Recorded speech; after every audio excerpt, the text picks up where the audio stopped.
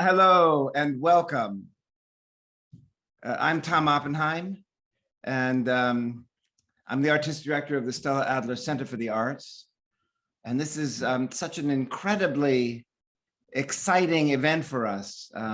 It addresses so much that we are passionate about, while allowing us to step into the world of online conversation in style with American intellectual royalty, Dr. Cornel West, Thomas Chatterton Williams, and Colin Greer, a veritable dream team of civil conversationalists. We've put their full biographies in the chat and urge you to read them. Also, we were going to open the chat. The chat is open for questions, and we will address questions at about 8 o'clock. So we'll talk for an hour and then answer questions and be over by 8:30.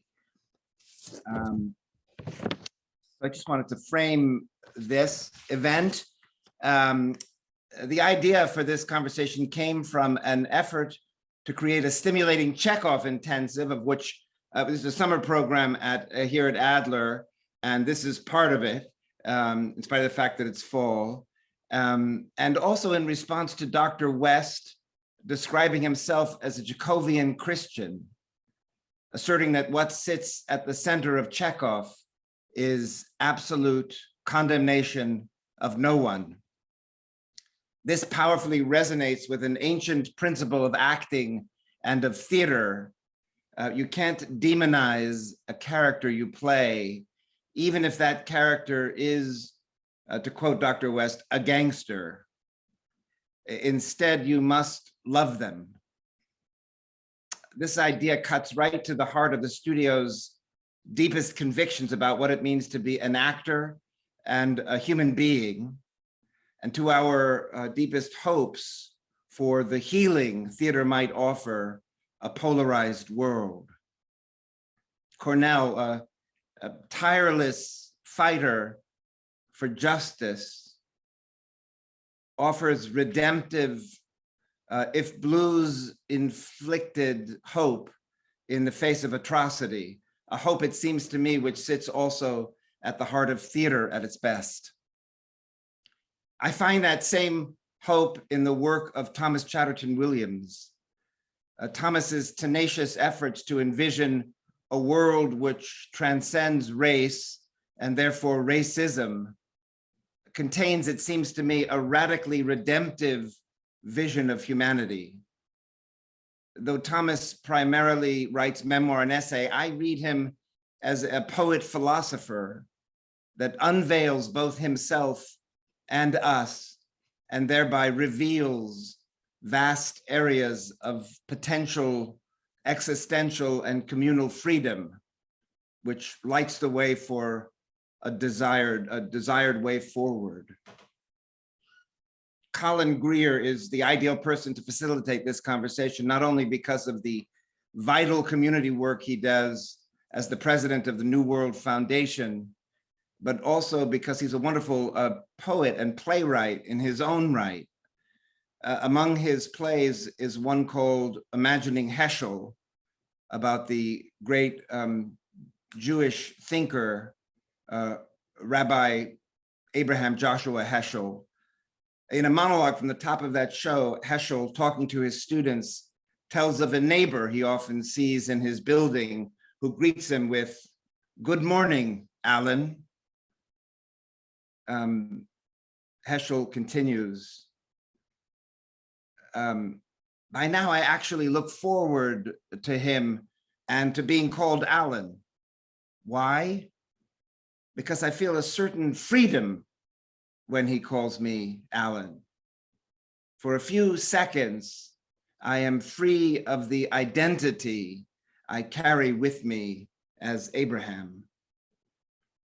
We believe theater celebrates and augments those few seconds, and that all three of tonight's speakers honor and offer that freedom. It is my extreme honor to present them. Colin.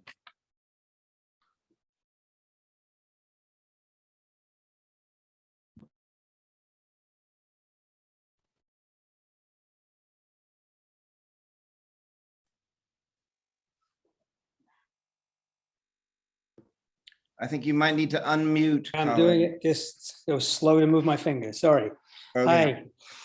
Good evening. Good evening, everybody. Good evening to the panelists. Good evening, Tom. Thank you for those remarks. Generous and kind and focused for us so that we can speak and address some of the issues you've raised. I want to welcome Cornel. We want to see your lovely face, brother. We want to see your lovely I face. wonder why I'm not showing it. Let's see it again. There Is you that better? are. There Yeah. you are. There you are. There I am. Mm-hmm. I want to just say how pleased I am and honored to be with Cornel again. Cornel's a dear and valued old friend. And as Tom mentioned, he is part of the inspiration for the actual wording of tonight's theme. In both writing and in conversations, Cornel has spoken about Chekhov in this particular way. And tonight we'll get to hear a little bit more about what he means by that. Thomas, who I've just met, and have taken the liberty of calling him Thomas, and want to say what an honor and pleasure it is to be with you tonight. I've been reading you for some time now and being both provoked and inspired by your powerful efforts to resist and push back against polarization. And so you are the complement to that theme for us tonight. Your work and Cornel's work come together, although I know there must be differences between the two of you and between you two and myself, but we share a common commitment to redemptive society, to a beloved community, and to justice. And just before I ask you both to speak, let me just say for the audience how I imagine we will follow through this conversation, that will take 10 minutes or so, a flexible 10 minutes, maybe 15 minutes, for you each to say what you'd like to say in relation to this theme, and another 10 minutes or so for you each to question each other about things that have popped up that you'd like to know more about. And then if I may, for about 10 minutes, I'll try to ask some questions based on what I've heard. And after that, we'll open up to the chat and for people to ask questions. So if that makes sense, that's what we'll use as our framework. And just before I ask you both to speak, is it okay with the two of you for me to begin with Cornel and to follow with Thomas? Sure. Yep. And so let me just, if I may, just set I want to begin with wisdom and good looks and visionary courage. We get started with Brother Tom. Beauty and truth, Cornel. Beauty and truth. But either way, whatever you want, Brother Thomas. Yeah. What's best for you, man? It's fine. So what I want to just do is open with a thought that I'd like to share with you and with the audience, and ask you if you would maybe bear it in mind as you're commenting on the theme. And that is that it seems to me there's an increasing danger, an easy convention that art is of a totally different idea, species, and practice than bigotry. That those are opposite ends of a spectrum. And if we emphasize art, we're being oppositional to bigotry. And clearly that's not the case. History tells us differently. Common sense tells us differently. Art has to be claimed in some way to be in opposition to bigotry. And so I'd like, if you would, to bear in mind that there are people writing about art as though it were a species different from bigotry, as I say, and to help understand what the place of art is in contesting bigotry, while at the same time it can be harnessed for bigoted propagandistic purposes. So that's the thought I'd like to ask you to carry forward, if I may. And Cornel, let me turn it over to you. Sure, indeed. But first, let me say it's always a blessing to see you, Brother Colin. We go back decades and we are still here. And then to be in conversation with my dear brother, Thomas Chatterton Williams. We've had good times before, and it's always an inspiration for me to be in conversation with somebody who is a voice, and not just an echo, not an extension of an echo chamber, but really like a jazz man, a woman, a blues woman, and blues man who's in the process of not just uttering one's voice, but listening to other voices so that voice becomes even stronger and stronger And that to me is very much what it is to be part of the Negro National Anthem, to lift every voice and to try to be a force for good in the short time that we here before the worms get our bodies.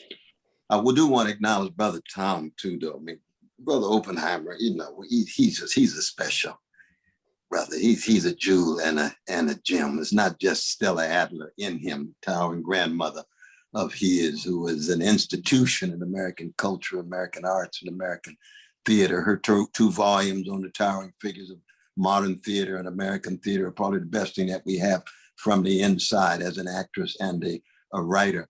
But what he does every day, every week with young folk, they're disproportionately chocolate, disproportionately working class, disproportionately poor, but all of the young folk, of course, are precious. And he treats them in that way as he introduces Shakespeare and Chekhov and Ibsen and Lorraine Hansberry and August Wilson, and just Arthur Miller, and so many towering figures who help us wrestle with your question, Colin. Help you wrestle with your question, because I think it is a bit misleading to think that somehow art could ever be pure, pristine, free of spot or wrinkle. It's much more of a human attempt to wrestle with what it means to be human. And because it is human all the way down, it's going to be intertwined and intermingled with the best and the worst.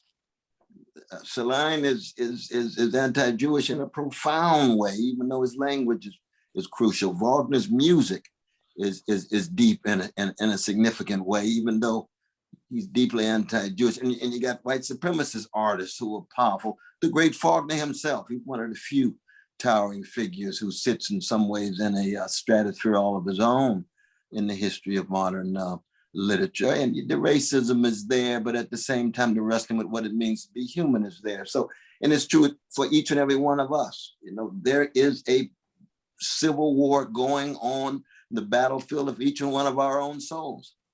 And that's true for artists, that's true for artisans, that's true for plumbers, that's true for professors. And I think one of our aims is to always accent, you know, what is the best, with the Greek skarate, what is the best? Spiritually the best, morally the best, politically the best, socially the best, existentially the best. Sweetness, kindness, gentleness, delicateness, along with the very tough struggles for justice and freedom, given structures of empire and white supremacy and predatory capitalism and homophobia and so on.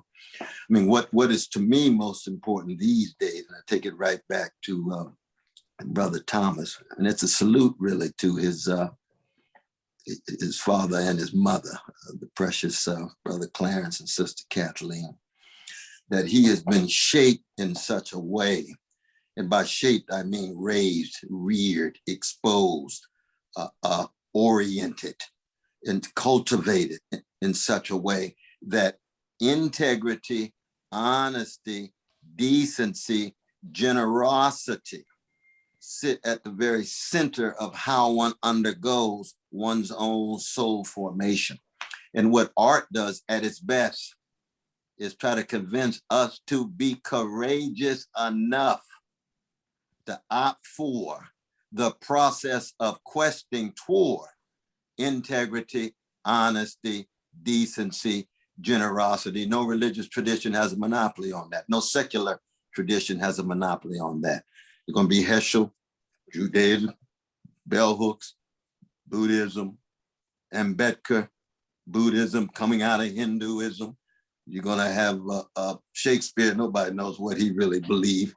But Dante Christian, Milton Christian, Dostoyevsky Christian, and then here come the secular ones, the Joyces and the Conrads, the Joseph Conrads and others. These are not just names. These are exemplars of intellectual integrity, honesty, a decency in light of the frameworks in which they found themselves, even as they attempted to transcend those frameworks.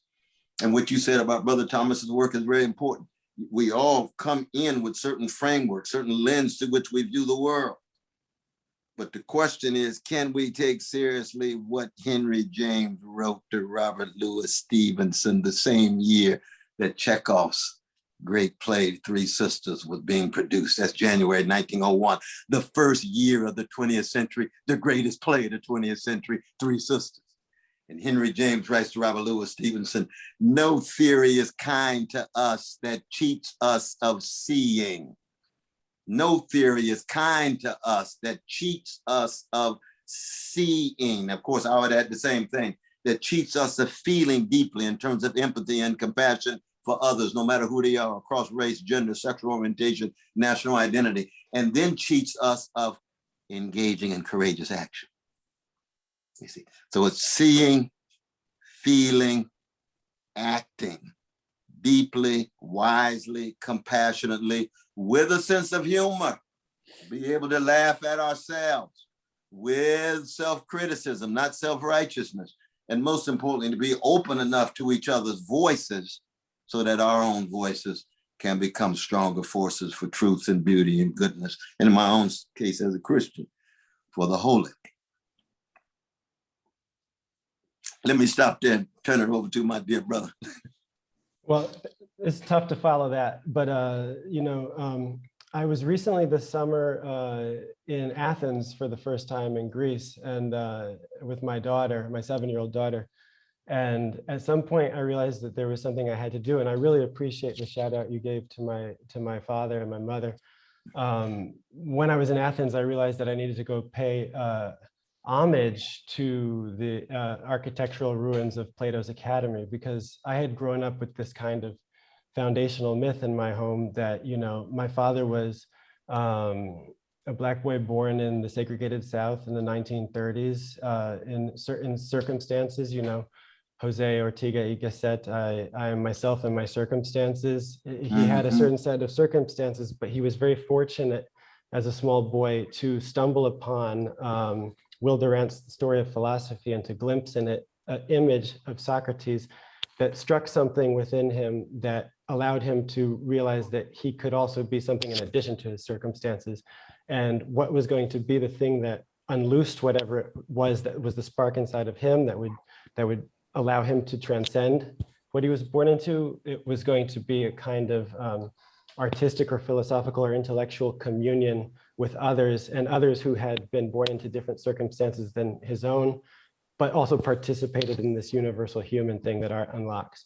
And, I didn't have nearly the same kind of childhood or circumstance growing up myself, but I did feel kind of hemmed in by the time that I arrived in Washington, D.C. at university and discovered not Chekhov, but Dostoyevsky. And I read Notes from Underground, and then I read, The Grand Inquisitor, and then I had to read all of Brothers Karamazov, then I had to read Crime and Punishment. And what I realized was, and what spoke to me so much about the framing of this conversation with you, Dr. West, is I think you said it in the conversation that we had with Brother Robert George, that in Chekhov, there's the absolute condemnation of no one.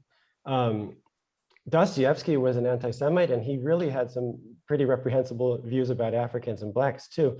And there was a part of me when I was 19, when I was 20, that winced at that. And, and there's a part of me that still winces at that.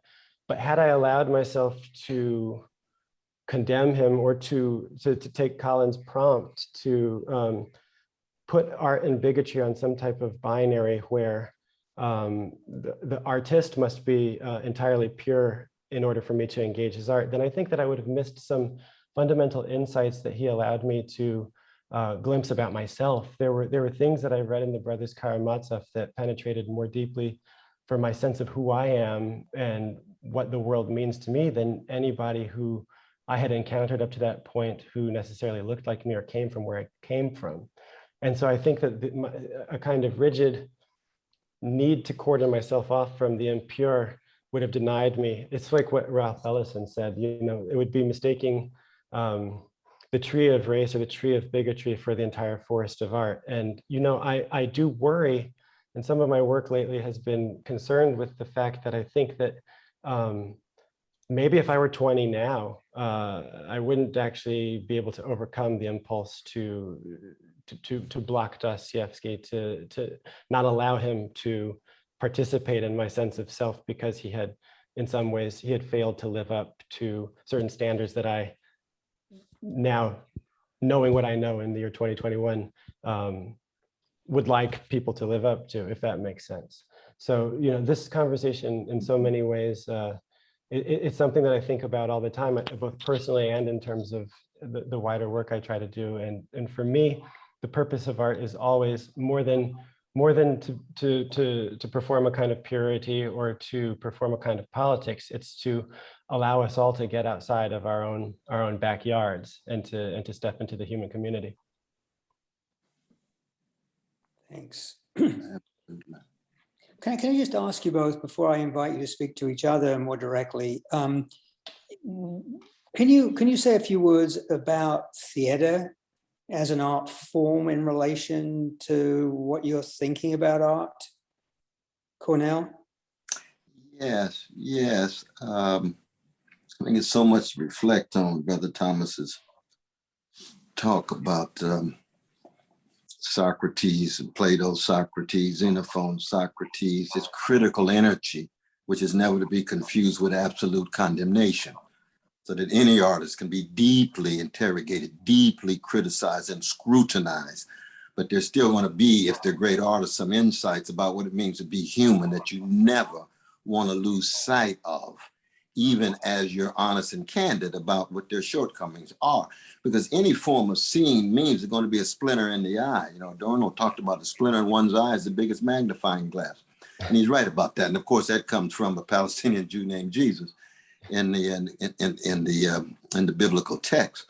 So that the theater becomes a space where it requires collaboration, it requires community, that requires a certain melody, harmony, dissonance, and resonance in the ways in which language is used, bodily gestures, exercise, in order to generate forms of story and narrative and symbol and metaphor. And it has a very, very crucial role to play, because it means then that, and this goes back to the Greeks, and the Greeks have no monopoly on truth and beauty and wisdom, but they got a hell of a lot of truth telling that takes place and a hell of a lot of beauty creation that takes place. It means then that it's going to be willing to push us to the limits. That's what the tragic is about. It pushes us to the limits. The highest forms of freedom run up against the non-gay, limits, constraints. Now, usually that was confined to the well-to-do. Usually, Oedipus and others, ruling classes, that Hamlet is a prince. And so the Chekhovs and others are going to find the tragic in the quotidian. We're going to find the comic in the everyday, connected to the tragic. The Greeks are going to have Aristophanes with the comic, and the comic was confined to ordinary people. But once you get the Shakespeares and the Chekhovs, the tragic comic is going to be intertwined. And then with Chekhov is going to be even go beyond Shakespeare. He's going to find it in the brothers and sisters of all colors on the block. I mean, even Chekhov doesn't go, Shakespeare doesn't go that far. That's why I think Chekhov is the greatest literary artist of the late modern world, just as Shakespeare is the early founder of it, along with Cervantes. So that the theater, to me, is a crucial site in which a certain kind of truth-telling is told within community, both on stage, with ensembles, and in the arena, in the theater itself, live, all the way live, to use the language of Lakeside, the funk band out of Ohio. You got to be all the way live when you hit Shakespeare and Arthur Miller and Lorraine Hansberry and Alice Childress, all the other great playwrights that we know. Tennessee Williams, of course, is one of my favorites too, but I won't get into. But I would include Stephen Sondheim, but we won't get into that now. I think Sondheim is one of the greatest living geniuses of the theater. It's just musical theater that had been confined to the sentimental and the naive. And he injected a certain Chekovian element of the tragic comic in it that was unprecedented. Thomas? Well, when I think about theater, I'm a lot less, I have a lot less expertise about the theater than I do about texts. But, when I think about theater, I think of it as being the oldest art form. I hate to keep bringing it back to this transformative experience I had in Greece this summer, but it really was very powerful for me. I sat in the theater of Dionysus underneath underneath the Parthenon in the Acropolis, and I believe it's the world's oldest performance stage. Certainly the oldest that's still intact and running. It's as old as Alexander the Great. And I found that to be quite a powerful experience, to look up at the stars and to think that people had seen the same stars as me, watching Antigone and plays that still reverberate through the ages. And when I think about the writers that I really admire, Camus or Baldwin, I think that these are writers who also understood the power of communicating through the language of the stage. And it's something that I think we probably neglect in my generation to our own detriment. I'm going to ask you one more question, if I may, and then ask you to ask each other questions. But as you're talking and going back to the Greeks, I'm also reminded that Plato and Spinoza, and then writers way beyond, have talked about the need for myth to actually corral a public, to control the mass with mystification and untruth. And given the commercialization of theater and the masters that control that operative framework, what do you think about a theater artist now, writer, actor, director, studio director, facing that world where in fact there is a drive, consciously or unconsciously, to corral the public versus to open the mind of the public? I wonder how you would think about that question. Yeah, Brother Thomas mentioned the Grand Inquisitor and that great prose poem of the great Christian novelist who engaged in the greatest indictment of Christian faith that we know, Dostoyevsky. You don't get a deeper critique of Christianity than Brothers Karamazov, and yet he remains a Christian with the holy fools and Father Zosima and the others at the end. But I would argue that the Grand Inquisitor-like figure is always concerned with manipulating myths and miracle and mystery in order to hide and conceal structures of domination and their own hatred and greed and envy and resentment, all those hounds of hell that we all wrestle with inside of us. Whereas the great artists who engage in breakthrough recognize that there's always the possibility of a spilling over. It's the possibility of being unable to control. The truth telling in its ways in which it's tied to mystery means that there's never going to be a Grand Inquisitor who really is in full control in order to reinforce hierarchy and ranking and various forms of oppression. And so the artists are always going to be pushing to the limits. There is this Dionysian-like quality to most great art because there's a Dionysian-like quality to our lives. There's also a Apollonian quality to our lives, a need for order and propriety, a need for some sense of continuity. We were talking about those same stars. Mm-hmm. Think of Chekhov's The Student, his favorite story of 1894, that profound continuity between the past and the present with the seminary student, with those priceless older women who have not spent 1 minute in a seminary, but understand deeply in their hearts and souls what it is to wrestle with suffering. This is the one thing, Brother Thomas, you tell me what you think, but I think there's a sense in which music might be an older art form than theater itself. Yeah, you're right, of course. I mean? And the stage was originally developed for music before it was for drama. Yeah. Absolutely. You're right. Absolutely. So, I mean, your point is still a powerful one because we're talking very much about theater and novels and poems and so forth.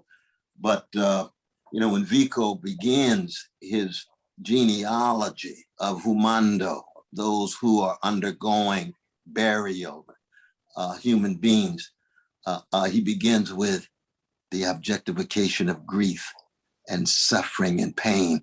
And that objectification takes the form of sonic expression. And sometimes it's guttural cries and wrenching moans. Sometimes it's noise and hasn't reached the level of music yet. But it's still this human response. It's like being at a funeral. We just had funeral of Bob Moses in Cambridge. We just had the funeral of Al Roberto, the great religious historian in the Russian Orthodox Church. And you could feel those vespers, you could feel the groans and the moans. And let's be honest, there is no Chekhov without the Russian Orthodox Church. There is no Dostoyevsky, Tolstoy, Leskov, Turgenev without the Russian Orthodox Church. Even when they break away, it's the Russian Orthodox Church that says absolute condemnation of no one, absolute embrace of everyone. Now, that's said by some clerics I don't have deep solidarity with in the Russian Orthodox Church on political issues. But when it's said within the liturgy, it is the acknowledgement of our humanity all the way down.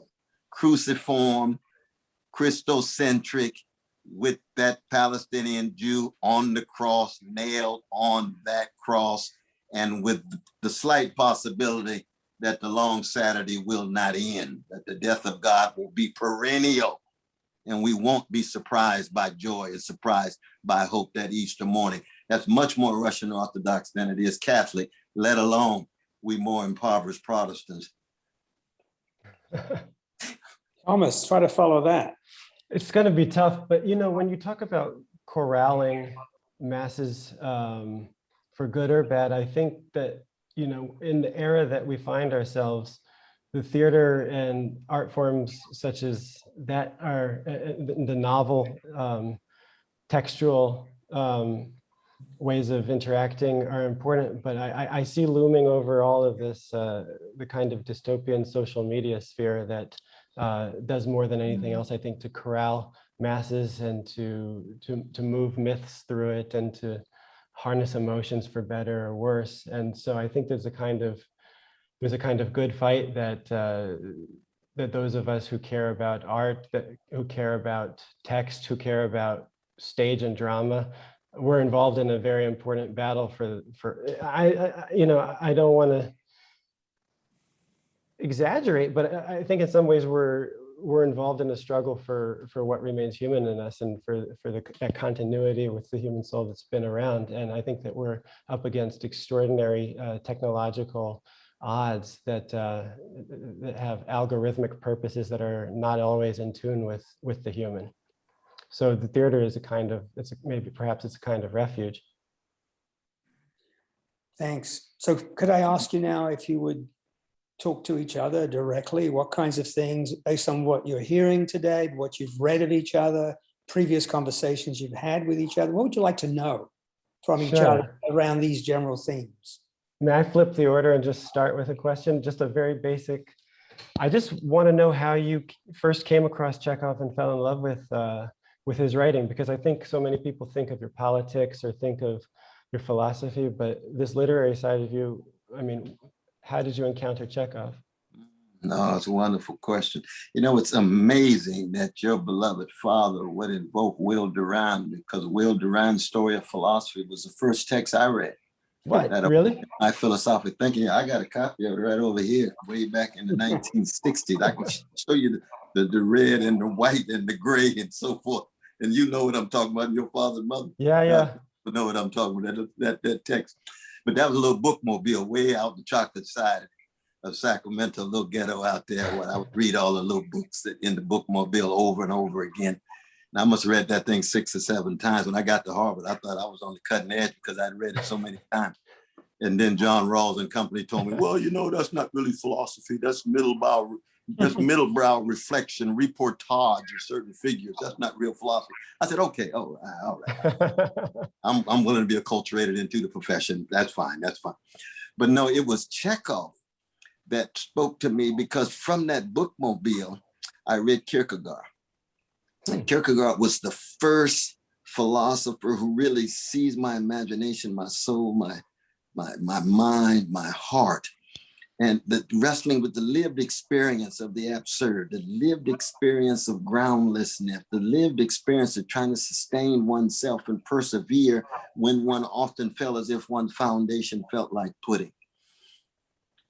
And yet he'd hold on to this Christocentric leap of faith. Yeah. In the face of history, in the face of temporality, in the face of mortality, in the face of contingency. So I said, here's somebody that's like a musician, which is to say they speak to ways of empowering us. They speak to ways of encouraging us, of being honest about the concrete lived experience. in our move from womb to tomb. Chekhov hit me at 18 and 19, a few years later.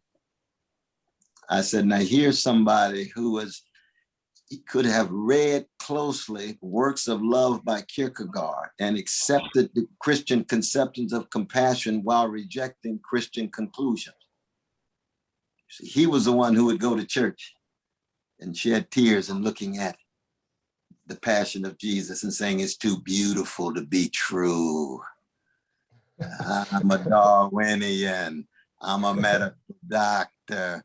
This is mythic stories and narratives, and yet there's something in those stories that speak so deep to my heart and soul that it generates deep tears, the tears that Socrates never shed, the tears that speak to something beyond the cerebral. That's Chekhov. It's also George Santayana, but that's Chekhov. And so for me, coming out of Sacramento, Glen Elder, wrestling with the absurd philosophically, socially, and so on, that Kierkegaard and Chekhov have always been the most influential thinkers coming out of the European philosophic and literary tradition, even though there's a host of others who speak very deeply to me. But that must have been quite a bookmobile in Sacramento. The bookmobile, I know. Yes, indeed, indeed. But let me ask you though, brother, who would you view as your major intellectual ancestors? And I accept Ellison's distinction between ancestors and relatives. You know what I mean? Yeah. Well, I think that it's hard to answer that, but Dostoyevsky shattered me when I encountered him at exactly the right age. I think I had a loose kind of unrigorous, unachieved kind of ambient Christian worldview that just came to me from having been around Catholic schools. But I never really thought very hard about why I saw the world through a Christian lens. And I wanted to see the world through a Christian lens, but somehow his Ivan character was so powerful that against Dostoyevsky's own wishes, I found Ivan's arguments the most persuasive, and I couldn't quite unring that bell. I think I probably still move through the world with this kind of, I don't believe in God, but I'm very concerned what he thinks about that. You know, that's probably the best way to sum up. That's a lovely way of putting it, though, brother. It's a lovely way of putting it. But yeah, Dostoyevsky, there's like a before I read Dostoyevsky and an after. And after I read Dostoyevsky, I wanted to be an intellectual. I wanted to study philosophy. That actually, I encountered Dostoyevsky first through a kind of existentialism course that gave you the Grand Inquisitor, that gave you Kierkegaard, and got you, you know, and kind of made this trajectory through these writers that are not always thought of as existentialists themselves. But at some point, you know, at some point, I fell in love with a kind of writing that I didn't know how to do the way that you do from within the academy. And I read Borges, and I think that, you know, yes, there's a before and an after encountering another giant, you know? right there. Another giant from Argentina right there. Yeah, and he just showed me there's an infinite amount of ways that you can flip words and ideas, and you can try to reach people. And then, you know, my whole life, my father had tried to get me to read James Baldwin, and I wasn't able to do it until I was in my 20s, and I was thinking about essays and being that kind of writer. And then James Baldwin, like so many writers of my generation, James Baldwin is kind of the guiding light of what we think of as, you know, what he himself said, someone trying to be a good writer and a good man. And I take that very seriously. So then I think in my real adult, once I became an actual practitioner of the craft, Baldwin and Camus are the two for me. Baldwin and Camus. Yeah. You remember Baldwin says the far next time it was Dostoyevsky that in part shifted him from Pentecostal preacher to more secular literary artist, and yet he carries that rich Christian tradition. Absolutely. No, you're absolutely right. You know, I would argue that Our dear sister Constance Garnett is probably the most influential figure in 20th century literature. She's a translator of Dostoyevsky, translator of Tolstoy, Chekhov, Turgenev, the first 7 volumes way back in the 1880s. Without Sister Constance, we wouldn't have had access to those geniuses in English.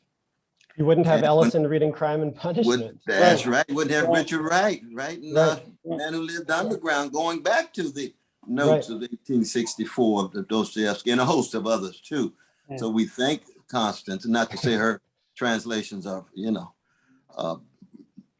not doesn't have some errors in them, but she provided access to their profundity in that way. And it's interesting to think of that if she didn't do it when she did it, that certain writers wouldn't have encountered it. Certain writers that we think of as indispensable in English wouldn't have encountered those works that sparked their own imagination. That's getting back to you're back on theme. You're good at this. You're back on theme. That gets us out of our backyard, right? It's like Wieland. When Wieland translated Shakespeare, German literature became something different. Can I share a little story with you? It's just interesting. You brought to mind a little story because you're quoting sources and opening of the intellect and heart. When I grew up in a little working class community in the East End of London, and my father and mother had a sweet shop, candy store, and there was, Cornel reminded me of this with the bookmobile. There was a book spiral on it. And every week a man would come in a little van and bring the books to go on the spiral. My parents didn't read them and he didn't read them. But for some reason, those books, when I touched those books, they meant something to me. So he invited me into the back of the van to pick the books every week that would go into my parents' store. And they were paperbacks, little paperbacks. And I sat in the back of that van. It was like my first experience of theater because every one of those books was a character in my life. And I spent Friday evenings with them when he came to deliver the books. And when I realized he didn't read the books and didn't care about the books, but he cared about me enjoying the books, somehow it opened up the intellect for me. And also class associations. It made me feel that no matter what his education or lack of interest, he had the heart to give me the room to do that. So it feels to me like one can be turned on intellectually by a very non-intellectual person who has an open enough heart to see the possibility in you. Absolutely. There's no doubt about it. I mean, sometimes the most vicious forms of anti-intellectualism takes place among the intellectuals. Right. But Brother Colin, just briefly, what is your relation to the great Anton Chekhov himself, man? We're not related. I don't believe that. I don't believe that. I know he's connected to you. All I can say is that the plays of mine, and one in particular that I think derived directly from my reading of Chekhov. So I think there's a real kind of spirit connection there.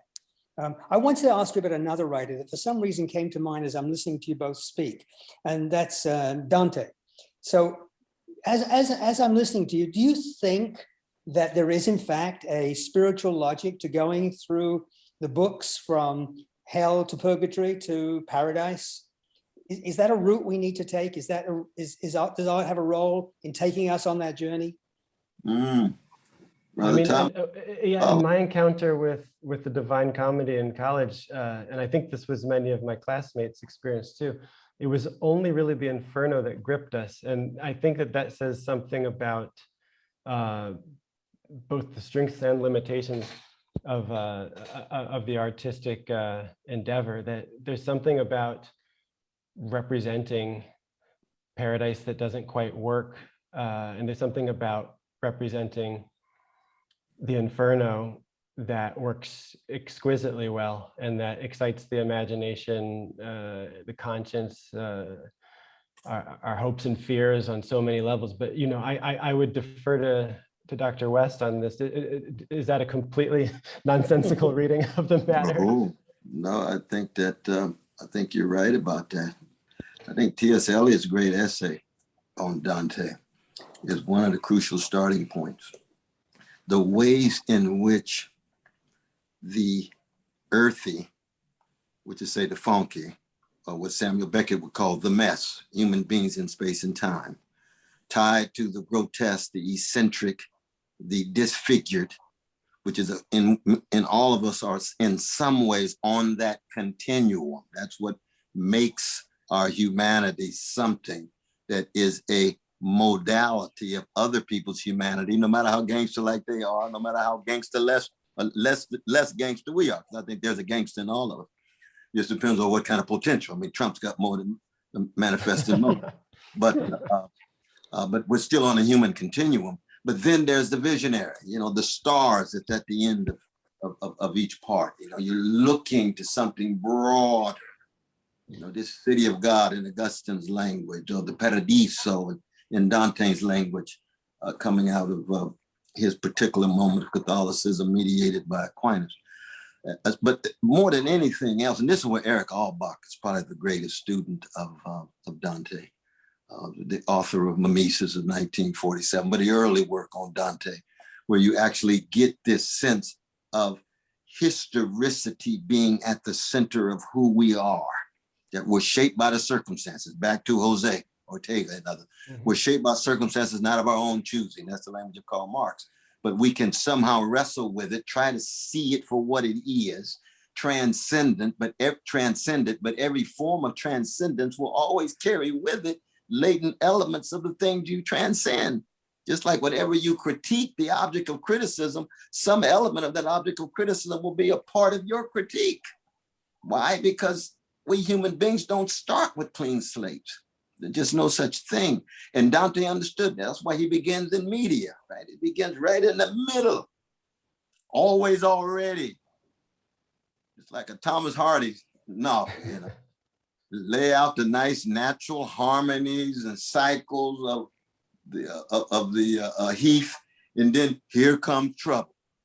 Comes trouble. Human being. So and it's also why he wrote it in the vernacular. Yeah, exactly right. You can't extricate yourself from the soil, from the conditions and the circumstances. Right. Not completely. Exactly. Yeah. But as an artist, he still provides us with ways of seeing and feeling with his rich empathy, not as much as, let's say, a George Eliot, who was the master, a queen of empathy. But Hardy's got a lot of compassion in his novels. He's got a lot of other things too. But he also provides a way of helping us come to terms with our continuity with the human characters he depicts and our own humanity, given the actual dramas that we live. Right. So if I may, we got about 10 minutes before we open up to the broader audience. So I want to take a leap, if I may, and ask you to think about the theater in this moment of actual polarization. We live in a kind of zeitgeist of polarization. And in the theater, there's a particular moment where what's called cancel culture is a real serious challenge, both to art and to the persons pursuing art. Just as it is in the larger world. You've written, Thomas, about the university and the current challenge to speech. And I use the word zeitgeist and to raise the frame of clearly there is an authoritarian style striding through the world. And it's probably most entrenched on the right. And it is reasonable that you would find it in progressive and liberal circles too, because we're all humans. And so its presence on the progressive side and in theater is a current challenge to theater makers. And I wondered how you might both respond, advise, and consider that circumstance. Mm-hmm. Well, yeah, I mean, I think it's pretty indisputable that there's a kind of illiberalism and censoriousness that is encroaching from both the left and the right. I tend to agree with you that the most extreme threat comes from the right. Donald Trump embodies this, but it doesn't begin and end with him. It's been a year since he's been out of office, essentially, and that is thriving on the right now. But the arts aren't governed by the right. They're governed by the sentiments and the kind of sensibilities that that come from the left usually. And how can institutions navigate that? I think that what we who care about maximally tolerant and open artistic space and cultural spaces have to insist on is that institutions become less captive to fleeting, ephemeral storms of opprobrium, that institutions, you know, on a very practical level, I think that artists and employees of institutional spaces should insist in their employment contracts on something like a 90-day cool down period in the case of social media storms or these kinds of outbursts that demand action be taken because somebody transgressed some oftentimes as yet unwritten rule. There should just simply be a period of time that has to pass before which an actual decision can be made. Obviously, there must be exceptions to that, but I think that we get caught up in a kind of reactiveness that actually is deadly to culture. That culture is, the institutional spaces are being, I'm thinking much more about magazines and newspapers where social media ends up being a kind of shadow editor on the masthead. But I can imagine this happening in a theater too. And in fact, if it weren't almost 2 a.m, I think that maybe an example or two would come to mind of this having happened in the theater. And I think that artists and people of goodwill from anywhere who care about this should just demand that that there be a kind of space between the heat of the moment, and the heat of the mob, and the reactive decision making that goes on. Thanks. Cornel? Absolutely. We thank Brother Thomas for staying up 2 o'clock in the morning in Paris. Yeah. Wonderful family. He must be sacking out. He must be asleep, but we appreciate it. But I think for me, you know, this larger context is very important. We just have to come to terms with the fact that we're living in an American empire with deep, deep decline, taking the form of spiritual decay. By spiritual decay, I mean the callousness, the indifference toward others, especially the weak and the vulnerable, and moral decrepitude. By moral decrepitude, I come back to where I started, pushing integrity, honesty, decency, generosity to the edges.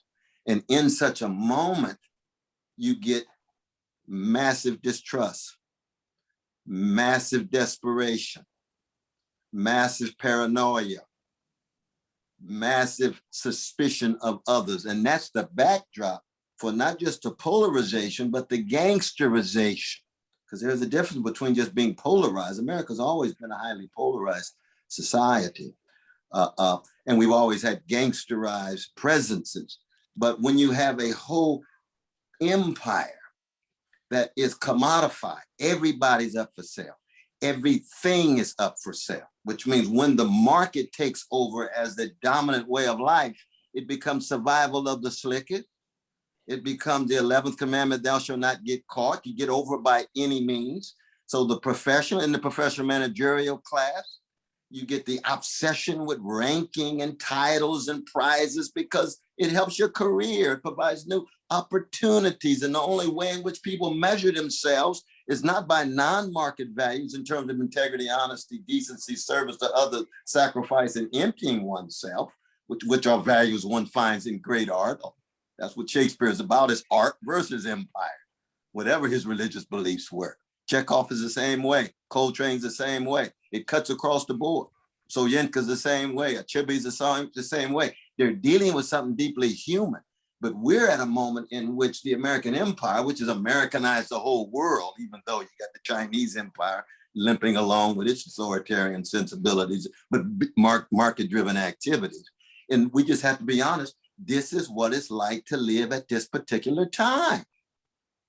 I mean, it's like Kafka living at the end of the Austro-Hungarian empire. I mean, we have to be able to situate ourselves, be candid and unflinching about our larger circumstances, and then say, these are the kinds of things I'm willing to live and die for. This is my calling. This is my vocation. I'm Brother Thomas. I'm a writer. I'm a literary critic. I'm going to be true to myself. I'm going to blow my horn like Coltrane or play my piano like Mary Lou Williams.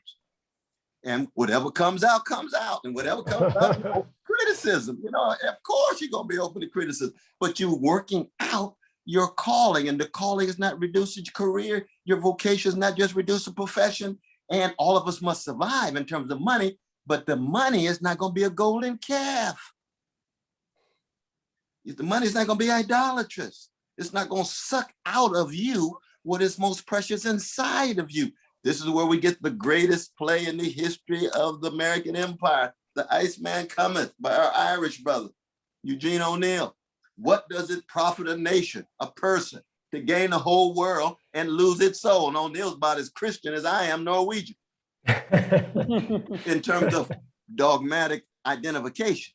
But in terms of the insights that flow from biblical scripture, even as a secular anarchist, which he was, he's listening to Hebrew scripture. He's listening to Jesus, Muhammad. He's listening to Buddha. He's listening especially to Nietzsche and Strindberg. Well, that's another conversation in terms of what August and Friedrich are providing him with. But it's that acknowledgement of the polarization, gangsterization, and we have to be counterweights in our own fallible way. Can I just ask you one more question along this line, and then we'll open it up?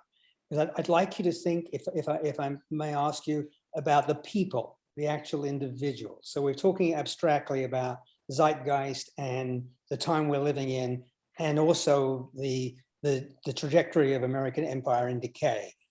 The individuals that are caught up in this, the individuals, let's say just for this purpose, in theater, who are driven by a polarized sense of their exploitation, their historic denial, and their demand for presence in an impatient, aggressive, and often apparently inhumane way. How do we address that humanely and bring our art to bear on that? How do you both think about that? As in the people we encounter. I'm not sure, and I don't mean to be glib about this, but I'm not sure that the imperatives of artistic creation at the highest level are always commensurate with the imperatives of maximal identity-based inclusion. I'm not saying that they're necessarily opposed to each other either, but I just think that they're separate factors to take into consideration. What I hear in your question is, how do groups that have historically been excluded become included? But that to me is a very different question of how do we make simply the best theater, the best drama we can make. Thomas, I meant slightly different. What I meant was, how do we meet those people in theater around the canon that's being reformed by contemporary playwrights, but also the historical canon? How do we meet the people that, with legitimate concern about their own place in it, at the same time helping find a way to value what's in it that isn't the negative, the way we've been talking about this evening? How do you actually meet the other person? I'm sorry, I don't really follow the question. So how do we meet them? They're individuals, they're human beings. So one can turn one's back and say, you know, I'm finding my art and I won't let you invade it, or I will turn my art over to you so that I'm responsive to your complaint. Or how do I speak to you about myself? Let me give you an example from my own past. I was once editing, when I edited a magazine, an activist against pornography. And because she and her partner writer, male and female, believed that the editorial function was violence to their language, they wanted me to agree before I accepted an article for publication that I wouldn't edit it.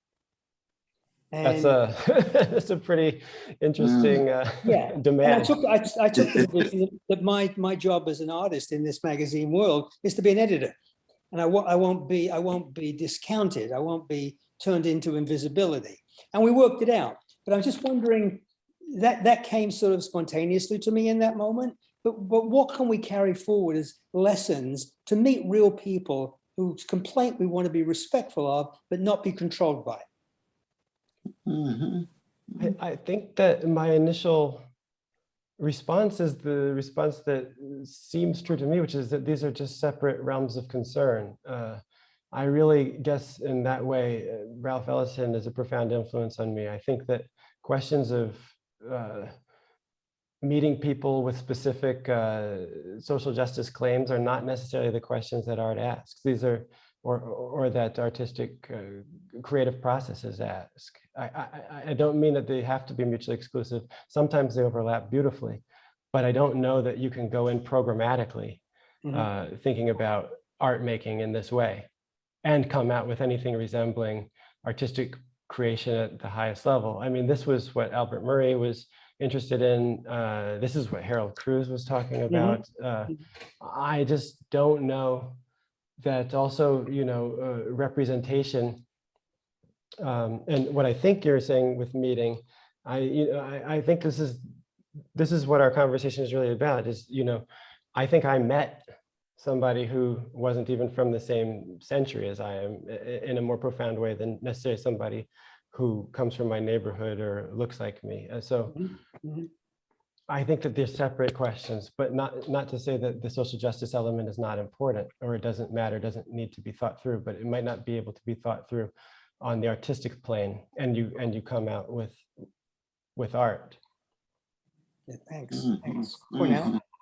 Yeah, I agree with Brother Thomas. There's no doubt that art at its best, and all art is not going to be, I'll tell you, it's not going to be excellent. Right. There's always a place for mediocre art, mediocre artists, and that's most of us anyway.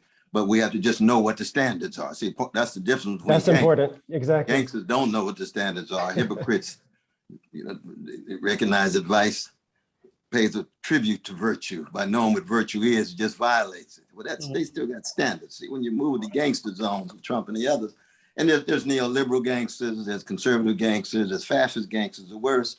There's leftist gangsters, there's black, white, red, sexual, you know, the non-binary gangsters. It's a human thing.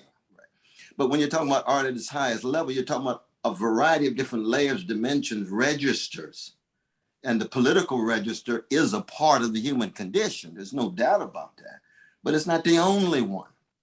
And if that's the only one you're concerned about, then you write a work of polemical art. There's a role for that. Zola can write political art one year and write something much deeper the next. I mean, and so artists, very much like musicians, you know, Coltrane plays Alabama.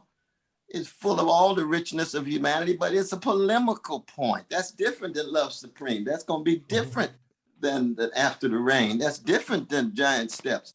And as artists, we want to acknowledge that there's a whole lot of different ways of being in the world, and everybody's who they are and not somebody else. And so you allow the voices to be lifted. But if the voices are lifted, you say, well, you know, I'm going to mainly sing in C, where you're not going to be Aretha. Just go on and sing in C. You ain't going to have no flats and sharps and things. And I hope you make some money, but you're going to have limitations to your art. Well, okay. You know, Curtis Mayfield only well, we you know, he tuned his guitar just to the black notes because his grandmama taught him that. So he's going to be in the minor keys in a deep way, even before he listens to Bach's Mass in the B minor. So that different people are who they are, but we have to be candid about what the standards are. And I think that's important, what Thomas is saying. Is that right there, brother? Yeah, that's a very adept way of putting it. I think that one of the main vulgarities of our era is that everybody knows or everybody claims to know what the correct political positions are, but a lot of people have lost sight of what any kind of overarching artistic standard is or ought to be. And some would even profess to not be concerned about that at all, which I think is a kind of coarsening of the tradition that I think of as very much the Black tradition, which is being like, there's a little man at Chekhov Station. Exactly, that Ellison wrote about. He knows the standards, and you have to always be cognizant. Great essay. Hey, This is wonderful. Thank you so much for this. I'm going to turn this back over to Tom to take questions from the outside audience, but I want to thank you for the honor for being part of this conversation with you, and for you both being so thoughtful, depthful, and frank. Thank you, Colin. Thank you, Brother Colin. Thank you, Colin. Thanks all. Yeah, we have some questions here. So there's two people who want to hear about, well, now they're piling in. Two people would love to hear about live theater, how live theater has affected you most, or opened your mind to the possibilities of theater, or perhaps by extension to the possibilities of life or of mind, or, live theater experiences. To either of you. Brother Thomas, you want to jump in, or should I say something? Well, yeah, sure. I mean, I'm embarrassed to say the wire in that, Thomas, if you were inclined. I said, I think you could include The Wire in that, because I know you're a fan. I'm a huge fan of The Wire. Is that live theater?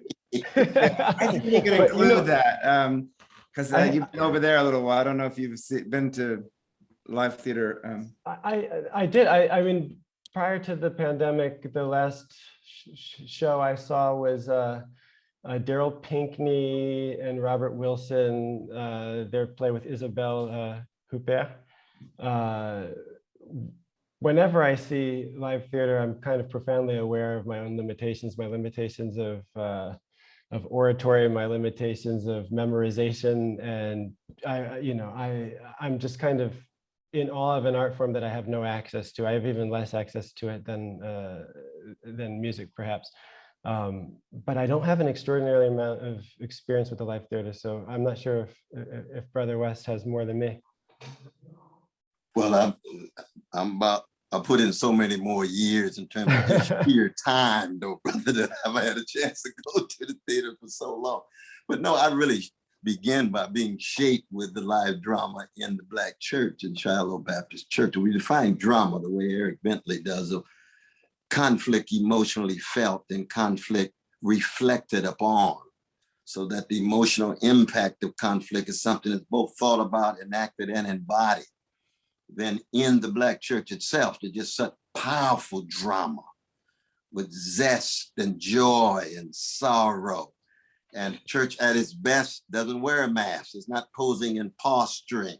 Now, so much of commodified culture is about posing and posturing, so it's hard to find folks who say what they mean and mean what they say. That's what I like about Brother Thomas. Whether I agree or disagree, the brother says what he means and means what he said. He can change his mind. That's good. That's the way Malcolm X was. That's the way Fannie Lou Hamer was. That's the way Martin King was, and they change their mind sometimes. But if you're posing and posturing, then that's not drama. That's a sentimental, specious emotion with no intention of execution. There's no honesty in what you feel. Whereas Oscar Wilde would put it, think you can have an emotion and get away without paying for it. Mm-hmm.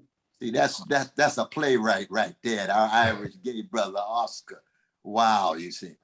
But probably for me, the most powerful live theater I've ever seen was the Moscow Arts Theater that I used to go to every year and see Chekhov in Russian. And I was the only one up there sitting with my earphones, listening to the translation. You got all the Russian brothers and sisters from Brighton Beach and others. And the level of sheer artistic power, the magnitude of the impact of the mastery of craft and technique on the stage as an ensemble. But it's very much like the end of a deep Black church service, or at the end of a James Brown concert, at the end of a Luther Vandross concert. Nobody wants to leave. So people just stay in the theater. You walk on the stage and interact with the characters because the power is too deep. The Kairos moment is too overwhelming. You don't want to go back to Chronos. You don't want to go back to ordinary time. Now, see, that's what live theater is about, to create these moments of disruption and interruption from all of the greed and the hatred and the domination and the polarization and gangsterization, and say, we've got potential in our humanity to take us somewhere. Or as August Wilson used to put it, to authorize another reality by means of performance. That's what August Wilson wanted to do. That's precisely what this sister always wanted to do, Lorraine Hansberry. I'm going to authorize another reality to acknowledge the depths of your humanity. Come and go with me. I'm not an isolated individual. I'm a voice in a tradition that embraces a community. That's what Stella Adler is in many ways all about. That's what I experienced when I was there with the young folk. We went to a different world. It was like being on the mothership of George Clinton, the Sunraw. Hey, we in a different space. We in a different space. That's Kairos. Yes. That's art at its deepest. Tolstoy is going to take you to a different world. Come and go with him. Wherever it is, War and Peace, Anna Karenina, whatever it is. Beautiful. Thank you. Thanks both. Okay. For Thomas Chatterton Williams, what's the relationship between this is a complicated one, so bear with me. What is the relationship between Camus and Baldwin? As you probably know, Baldwin mentions Camus a couple of times in his writing, but at a deeper level, what is the relationship there? How do they come together for you? And for Dr. West, what is the relationship between Coltrane and Chekhov? How do those two come together for you? What is the relationship there? That's a wonderful question, whoever asked that about Baldwin and Camus. I've written about that recently in the last year or so in Liberty's journal, Leon Wieseltier's new literary journal. I wrote an essay on Baldwin called The Peripheralist, in which I do compare him to Camus, because for me, they're both profoundly moral writers, as well as being extraordinarily skillful. Poor scholarship boys who grew up in real dire circumstances transcended they started from the bottom, so to speak, and they ended up in the capital, in New York or Paris, and eventually Paris for both of them. And they absolutely dominated the intellectual and artistic scene of the capital, coming from all the way out in the provinces, and they shouldn't have even been there to begin with. So I think they have a kind of interesting trajectory. Baldwin was critical of Camus, of course, because of the Algerian question. And one thing that I think Baldwin may have given short shrift to was something that I think was quite profound in retrospect that Camus did say, which was that, and I think it's something that we don't take into account at all when we think about what Glenn Lowry would call identity epistemology, the idea that you know things through your identity that are inaccessible to others. Camus actually flipped that, and he said that, I remain silent on the Algerian question because my identity biases me. And in fact, if you were not a French Pied Noir who might say that he loves his mother more than he loves justice, if it means that his mother will be bombed on a train, if you weren't coming from that perspective, you might see this situation clearer than I can, because my identity puts me in it in a way that can't allow me to be objective. So I think that there was great wisdom that came from Camus, even though Baldwin wasn't a fan of his. I'm not sure that that Camus was aware of Baldwin or ever wrote about him, but the two are linked to me in this pretty phenomenal essay in the New York Review of Books that Susan Sontag wrote about Camus, where she lumps Camus, Baldwin, and George Orwell together as writers that she dismisses as second tier, and she calls them husbandly writers, and she contrasts husbandly writers with lovers. And she says that lovers are the geniuses that excite you, and lovers are bad, and lovers take you in places that have you doing things and thinking things that are true, but that you don't necessarily want to do or think, but that are brilliant. And Picasso would be a lover. And she says that Baldwin and Camus and Orwell are people that are put on a pedestal, and they model values, but moral values don't age as well as artistic values. And so I thought that was interesting, because these are two of the writers that I love the most, and she was disparaging them. And so ever since reading that essay, I've kind of thought of them as twinned in a way. And I don't know why I don't think of Orwell as much as the other two, but that's somehow an extraordinarily specific question that I hope I've answered in some way that was not nonsensical. It would be fascinating for you to teach a class on Camus and Baldwin. And please invite me over, and I'll do it. But it would be. I think it would be a really productive question. Like Melville, but Melville's not an essay. It's like Baldwin's. They all have their own artistic genius manifest in different kinds of ways. But in the end, these artists are just not racehorses. It's really how they help us wrestle with what it means to be human. The relation between Chekhov and Coltrane is something that means the world to me. I addressed it briefly in the Cornel West Reader at the end of Chekhov and Coltrane. And recently I just put out a book, the African World Press, with my dear brother about the Chekhov Coltrane connection. They both are artists. Adler, they both are artists of catastrophe and artists of compassion. One of the reasons why we live in the age of Chekhov and we live in the age of Coltrane and the American Empire is that they take us directly to the underside, the night side, the Dostoyevsky echoes and shadows. Here again, the underside and the night side of the human condition of the American Empire. And going through that darkness, that inferno, you end up with vision, with ways of seeing to keep track of our own humanity, even given the wounds and the scars and the bruises that empire has left on all of us.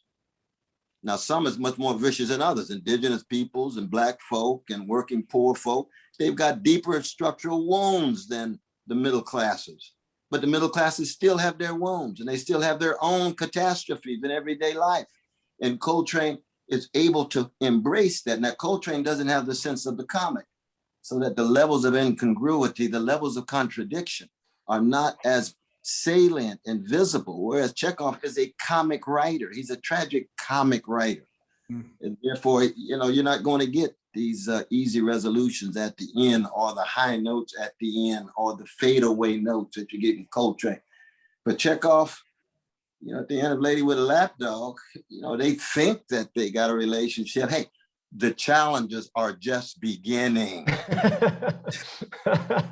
It's the start of new kinds of challenge, just put it this way, challenges. And Chekhov is just being candid and honest about it.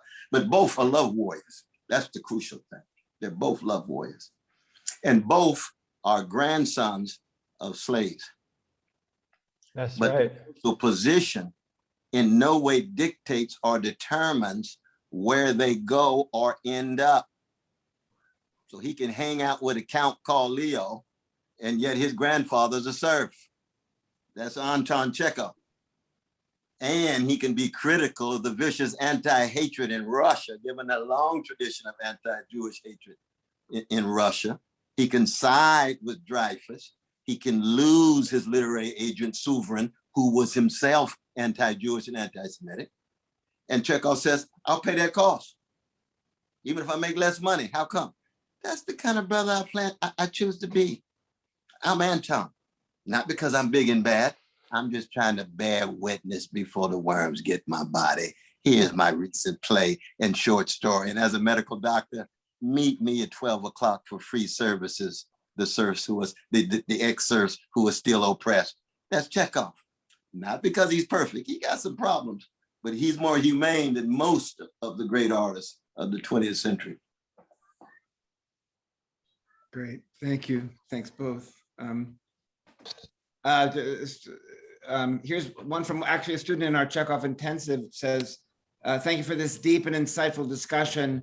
Who are some of the current artists, individuals leading the way and exemplifying absolute condemnation of no one?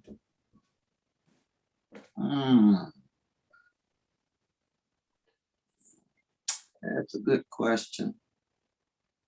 That's a good question. Who would you say, Brother Thomas? Who is an exemplar of an Yeah. absolute condemnation of no one? That is a good question. You're asking who exemplifies a kind of generosity of as an artist. What artist or individual do you find that in? Maybe I find that in Zadie Smith.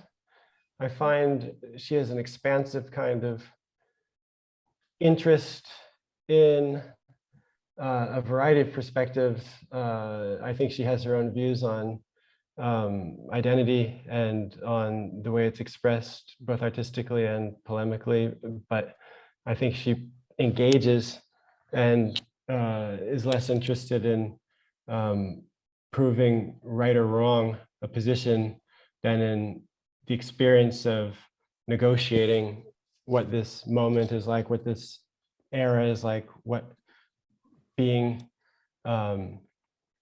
Black or American or English is like today. That's just off the top of my mind. That's somebody who comes across to me as extraordinarily multifaceted and open to a variety of experience and viewpoints. Absolutely. You know, the name of this sister that has the play on Broadway called Passover. I don't know the name. You know who I'm talking about? Yes, I do. I'm impressed by moments in her evolving corpus. Susie Laurie Parks is somebody who means much to me. That's just in the theater. But I tend to, when you mention something like that on a broad scale, you know, I'm thinking, you know, I think of people like Sondheim and Thomas Pynchon and others who have been at it for a long time, hammering out profound conceptions of what it means to be human. Now somebody put up here Lynn. Now Lynn is another one. Yes, she is. Oh, very much so. She's one of the great artists. And I like the poetry of Sister Tracy Smith. Now I saw she had a review in this past week, just like my dear brother Thomas had a wonderful review in the New York Times. I appreciated that review. Was it a Macari's work? Was that his name? Oh yeah, exactly. The xenophobia, exactly. George Macari. Absolutely. But you and Tracy, two very important voices, and both, you know, Black voices in the sense of being sensitive to Black doings and sufferings and so forth, without using that label as a way of delimiting or somehow truncating the rich humanity of both of you all. That Tracy Smith's poetry strikes me. Of course, Rita Dove. I mean, when I begin to think more and more, Rita Dove and the others. But if any of them could approximate Stevie Wonder, I'd have a smile on my face. But that's old school. I know that people are not looking for old school. They're looking for new school. Right. Thank you.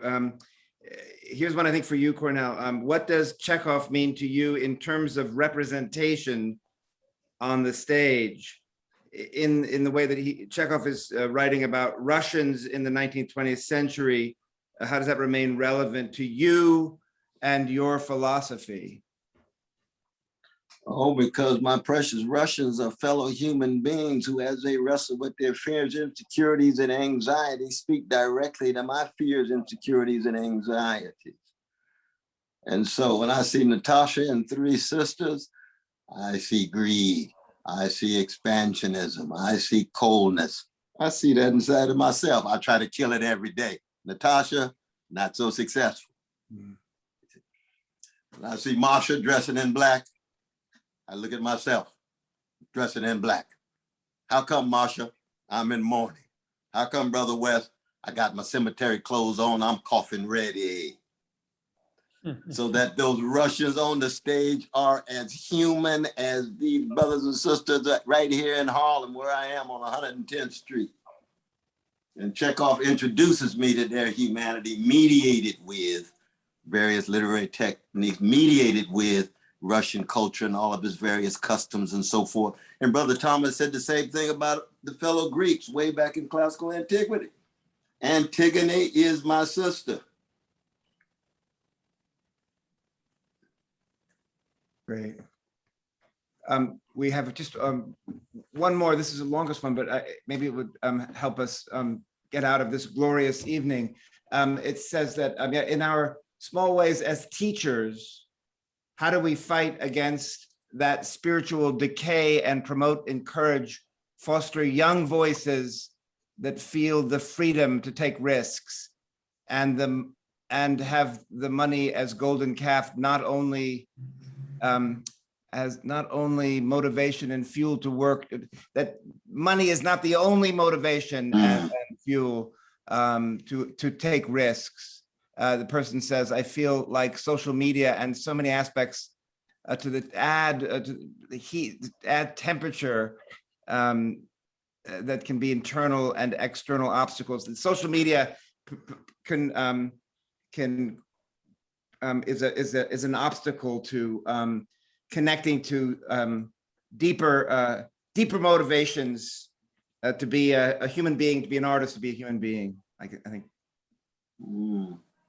How can we help young people through that? I mean, I think this is something that, you know, Dr. West lent his name to a letter that that we wrote, 4 other writers and myself organized and wrote and gathered signatures and published in Harper's, making the case that, you know, we need to collectively foster a culture of tolerance and one that pushes back against the climate of censoriousness that's taking hold. And I think that this is actually something that we can't do just by ourselves. I mean, we can model behavior individually, but we need to come together, discuss the negative side of what I think is being alluded to in this question, and discuss the vision of society that we want to collectively achieve together, and then persuade people in the way that I think Dr. West, as well as anybody I'm aware of, models. Get out, talk to people, persuade people, actually listen to them, understand where they're coming from, write things that move them, and do what you can in the time that you have to foster a culture that's more inclusive, more tolerant, more open, less punitive, less interested in shaming and public humiliation. And that would be a way of going about that. But it's not something that can be done without getting a lot of other people to come along with you and build that culture together. Absolutely. No, I agree with that wholeheartedly, brother. That was a wonderful line in Kant's Critique of Pure Reason, where he says examples are the go-kart of judgment. The kind of judgment people make oftentimes deeply informed by who they see, the sermons they see, not just what they hear, the persons they see enacting integrity, honesty, not in the pure sense. Everybody's fallen and finite. But we have to be countervailing examples and countervailing communities. You see? And so people say, oh, you know, those brothers and sisters at Stella, Adler, they're deeply into the arts and they're actually trying to live it out. Get a little sense of how they're trying to wrestle with identity and understand everybody has multiple identities, but the fundamental question is, what is the moral content of your identity? What is the spiritual quality of your identity? What kind of consequences flow from the kind of identities you choose? You see, is whiteness blinding you? Is blackness blinding you? Is gender blinding you? Is blackness illuminating? Is whiteness illuminating? I don't believe in reducing whiteness to white supremacy. John Brown was no joke. Rabbi Hesser was no joke. These are white brothers who are against white supremacy. We haven't even got to Ann Braden yet. We haven't even got to a whole wave. And the same would be true with blackness. You got blackness who are both magnificent freedom fighters. Then you got black gangsters. So that you have to be able to keep track of the humanity and the moral content of it. And then on the other hand, I think in the end, it's going to be a question of trying to create massive disruptions against forms of dogma and forms of domination. That's what democracies are. They are these moments of disruption and the long history of a species that has been dominated by hatred, greed, oppression, subjugation. Can we create some disruptions of that and provide some human and humane possibilities? And right now we're moving in neo-fascist directions around the globe. We have to be honest about that. And so we have to be vigilant and yet at the same time not become so politically obsessed with being right that we lose our openness in the quest for truth and beauty and goodness, and for Christians like myself, the holy. Now, secular folk can have access to sacred values, but some of us hold on to the holy as it connects to beauty, truth, goodness, and so on, you see.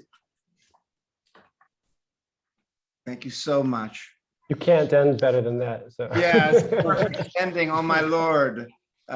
Thank you. Thank you, all of you, the four of you. This was just glorious. I just want to say that my grandmother founded the Stella Adler studio in 1949. And we do many things to pursue exactly what the three of you were discussing. And this, what we've created here, is as proud a moment as we've had. So I'm just most grateful. thank you so much for making it happen. It was really an honor. Thanks, Tom. This has been a We wonderful. salute you, Thomas. Salute, Brother Thomas. Salute, Brother Colin. Right around the corner on Right around the corner. 104th Street. Got to get that coffee sometime soon.